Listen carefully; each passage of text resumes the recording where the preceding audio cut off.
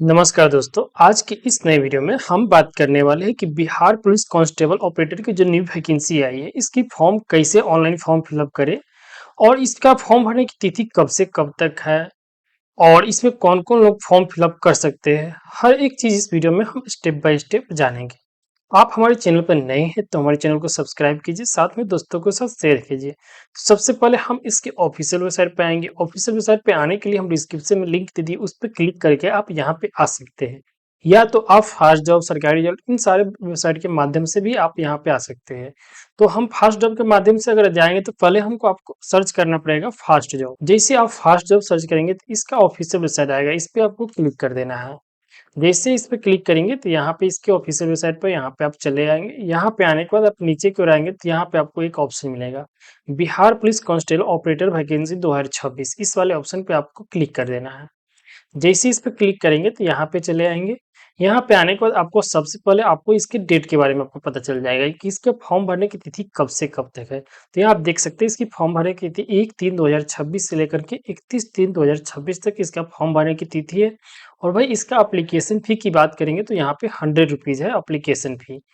यहाँ सभी के लिए ऑल कैंडिडेट 100 रुपीज़। तो यहाँ पे जनरल, ओबीसी, एससी, एसटी सबके लिए 100 रुपये है, किसी के लिए कम और बेसी नहीं है, सबका इक्वल पेमेंट यहाँ पे फ्री है जो आपको पे करना पड़ेगा। उसके बाद नीचे की ओर आएंगे तो यहाँ पे आप टोटल पोस्ट भी देख सकते हैं जो कि 993 टोटल पोस्ट है।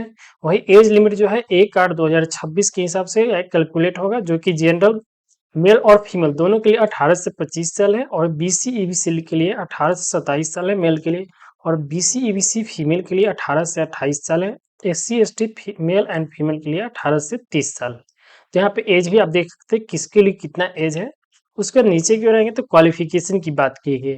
तो क्वालिफिकेशन जो है आपको 12वीं क्लास साइंस से होनी चाहिए और इसमें आपका जो है फिजिक्स, केमिस्ट्री और मैथमेटिक्स इन तीनों सब्जेक्ट में है जो आपको 50% मार्क्स होना चाहिए अगर आप बीसी और जनरल से आते हैं। वही एससी एसटी के लिए जो है इन सारे में जो है 45% मार्क्स होनी चाहिए। तो ये बात अपना ध्यान रखेंगे। उसके बाद आप नीचे की ओर आएंगे तो यहाँ पे आपको किस कैटेगरी में कितना यानी कि वैकेंसी है वो आप यहाँ पे देख सकते हैं। जिसे यहाँ पोस्ट नेम आपको दिया रहेगा कांस्टेबल ऑपरेटर। उसके बाद जनरल में कितना वैकेंसी है, जैसे जनरल के लिए 408 है, ईडब्ल्यूएस के लिए 99 है, एससी के लिए 157 है, एसटी के लिए 10 है, एबीसी के लिए 175 है, बीसी के लिए 113 है और बीसीडब्ल्यू के लिए 31 है। वही सैलरी की बात आप करेंगे तो यहाँ पे 21,700 से लेकर के 69,100 तक आपको यहाँ सैलरी मिलने वाला है। तो आप सैलरी भी जान सकते हैं। उसके बाद आप नीचे की ओर आएंगे तो यहाँ पे फिजिकल के बारे में आपको दिया रहेगा, तो ये सारा जानकारी अपना पढ़ लेंगे। उसके बाद आप नीचे की ओर आएंगे तो यहाँ पे अप्लाई ऑनलाइन का ऑप्शन आपको लिंक मिल जाएगा। वही आप इसके ऑफिशियल वेबसाइट पे जाना चाहते हैं तो यहाँ पे ऑफिशियल वेबसाइट का ऑप्शन दिया रहेगा और उसके बाद क्लिक है टू ओपन ऑफिशियल वेबसाइट, इस वाले ऑप्शन पे आपको क्लिक कर देना है। जैसे इस पे क्लिक करेंगे तो यहाँ इसके ऑफिशियल वेबसाइट पर आप चले जाएंगे। यहाँ पे आने के बाद आप फर्स्ट ऑप्शन मिल जाएगा apply online for the post of constable operator, इस वाले ऑप्शन पे आप क्लिक कर देना है। उसके बाद ओके का ऑप्शन आएगा, ओके पे आप क्लिक कर देंगे। जैसे ही ओके पे क्लिक करेंगे तो इसके ऑफिशियल वेबसाइट पे चले आएंगे। उसके बाद यहाँ पे आप फॉर्म भरने के लिए ऑप्शन आपको मिल जाएगा। यहाँ पे फर्स्ट ऑप्शन आपको मिलेगा रजिस्ट्रेशन का, उसके बाद स्टेप 2 में फिल एप्लीकेशन फॉर्म, उसके बाद स्टेप 3 में व्यू एप्लीकेशन स्टेटस। तो फर्स्ट स्टेप पे आपको रजिस्ट्रेशन करना है, इसलिए स्टेप 1 पर रजिस्ट्रेशन वाले ऑप्शन पर आपको क्लिक कर देना है। उसके बाद ओपन होगा एक न्यू पेज, यहाँ पे आप सारा जानकारी एक बार पढ़ लेंगे। उसके बाद नीचे की ओर आप चले आएंगे। उसके बाद यहाँ पे आपको क्लिक कर देना है। उसके बाद proceed to registration and payment का ऑप्शन मिलेगा, इस वाले ऑप्शन पे आपको क्लिक कर देना है। जैसे इस पे क्लिक करेंगे तो यहाँ पे अप्लीकेंट डिटेल्स फिलअप करने का ऑप्शन मिलेगा। उससे पहले आपको कुछ यहाँ पे नोट करके दिया रहेगा कि आप जो भी यहाँ फॉर्म फिलअप करेंगे वो अपने 10वीं कक्षा के प्रमाण पत्र के अनुसार ही यहाँ पे फिलअप करेंगे। और उसमें जो है आप अपने नाम के आगे श्री, श्रीमती, कुमारी, डॉक्टर इत्यादि का प्रयोग आप नहीं करेंगे। और जो आप जन्म तिथि भी फिलअप करेंगे वो 10वीं के प्रमाण पत्र के अनुसार ही आप भरेंगे। तो ये सारा जानकारी एक बार अपना पढ़ लेंगे। उसके पोस्ट अप्लाइड फॉर यहाँ पे ऑप्शन मिलेगा, तो उसका कांस्टेबल ऑपरेटर ही फिलअप ही रहेगा। उसके बाद इंटर अप्लीकेंट डिटेल्स, यहाँ फुल नेम है तो अपना फुल नेम यहाँ पे फिलअप करेंगे। फर्स्ट आपका जो नाम होगा अपना नाम यहाँ पे फिलअप करेंगे।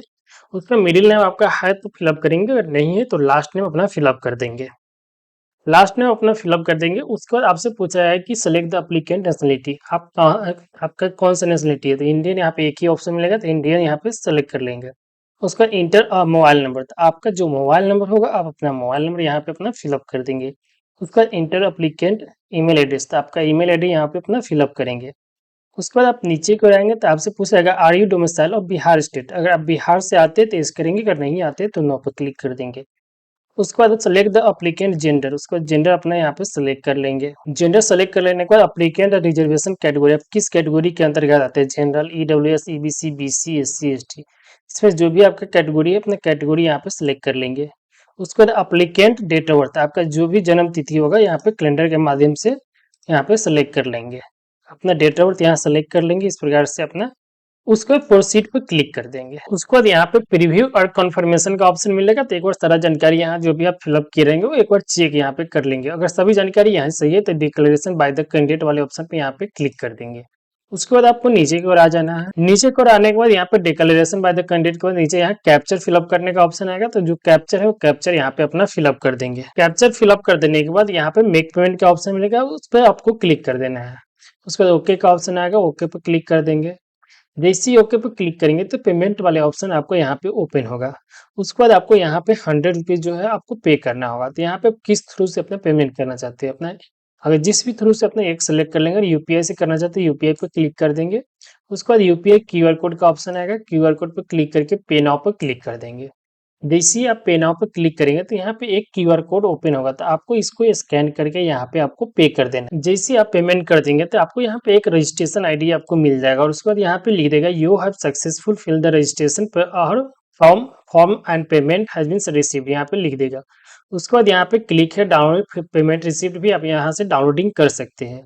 उसके बाद नीचे को आएंगे तो यहाँ पे proceed to fill application form वाले ऑप्शन पे आपको क्लिक कर देना है। उसके बाद ओके पर क्लिक कर देंगे। जैसे ही ओके पर क्लिक करेंगे तो फिर से एक न्यू पेज ओपन होगा, यहाँ पे फिर से सारा जानकारी अपने एक बार पढ़ लेंगे। उसके बाद यहाँ पे क्लिक करके proceed to fill application form वाले ऑप्शन पे आपको क्लिक कर देना है। जैसे ही इस पर क्लिक करेंगे तो यहाँ पे आपको एप्लीकेंट डिटेल्स कुछ यहाँ पे फिलअप रहेगा, जो आप रजिस्ट्रेशन किए होंगे वो सारी डिटेल्स यहाँ पे आ जाएगा, उसको आप अपना एक बार चेक कर सकते हैं। उसके बाद नीचे की ओर आएंगे तो यहाँ पे आपको इंटर फादर नेम का ऑप्शन मिलेगा, तो आपका जो फादर नेम होगा अपना फादर नेम यहाँ पे फिलअप करेंगे। उसके बाद इंटर मदर नेम, तो जो भी आपका मदर नेम होगा मदर नेम यहाँ पे फिलअप करेंगे। उसके बाद आपको मैरिड स्टेटस के बारे में आपसे पूछ रहा है कि मैरिड है या अनमैरिड। अगर मैरिड है तो अनमैरिड यहाँ पे चुनेंगे, अगर अनमैरिड है तो यहाँ पे अनमैरिड सेलेक्ट कर लेंगे। उसके बाद select the identity card type, तो आपका यहाँ पे कोई भी एक आइडेंटिटी कार्ड यहाँ पे आपको सेलेक्ट करना है। आधार कार्ड है तो आधार कार्ड सेलेक्ट कर सकते हैं, पैन कार्ड, वोटर आईडी, कोई भी एक सेलेक्ट करके आपको यहाँ पे नंबर आपको फिलअप करना होगा। तो आधार कार्ड है तो आधार कार्ड पे यहाँ पे सेलेक्ट कर लेंगे। उसके बाद आपको यहाँ इंटर आइडेंटिटी कार्ड नंबर, यहाँ पे अपना कार्ड नंबर, आधार नंबर यहाँ पे फिलअप कर देंगे। उसके बाद आपको कहेगा कि इंटर आइडेंटिफिकेशन मार्क्स, आपका कोई भी पहचान चिन्ह कहीं पे कटा हुआ या जला हुआ का निशान है तो यहाँ पे अपना फिलअप कर देंगे। उसके बाद आपसे पूछा जाएगा are you ward of freedom fighter, अगर आप फ्रीडम फाइटर के अंतर्गत आते हैं तो यस करेंगे, अगर नहीं है तो नो पर क्लिक कर देंगे। उसके नीचे जाएंगे तो यहाँ पे एजुकेशन क्वालिफिकेशन डिटेल्स के बारे में आपसे पूछा जाएगा, तो यहाँ पे फर्स्ट आपको मैट्रिक 10th ईयर्स के बारे में आपसे पूछा जाएगा, 10वीं क्लास के बारे में। तो नेम ऑफ स्कूल, बोर्ड या यूनिवर्सिटी या इंस्टीट्यूट नेम, तो अपना बोर्ड नेम यहाँ पे फिलअप कर देंगे।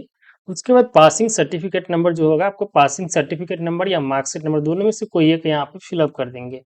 उसके बाद सर्टिफिकेट नंबर अगर आप फिलअप करते हैं तो सर्टिफिकेट इशू डेट यहाँ पे सेलेक्ट करेंगे। अगर मार्कशीट नंबर यहाँ पे फिलअप करते हैं तो मार्कशीट इशू डेट कब के डेट में इशू हुआ था यहाँ से आप कैलेंडर के माध्यम से सेलेक्ट कर लेंगे। इस प्रकार से अपना पहले डेट यहाँ सेलेक्ट करेंगे, उसके बाद मंथ, उसके बाद ईयर अपने यहाँ पे सेलेक्ट कर लेंगे। उसके बाद आपको 10+2 यानी 12वीं क्लास के बारे में आपसे यहाँ से पूछा जाएगा।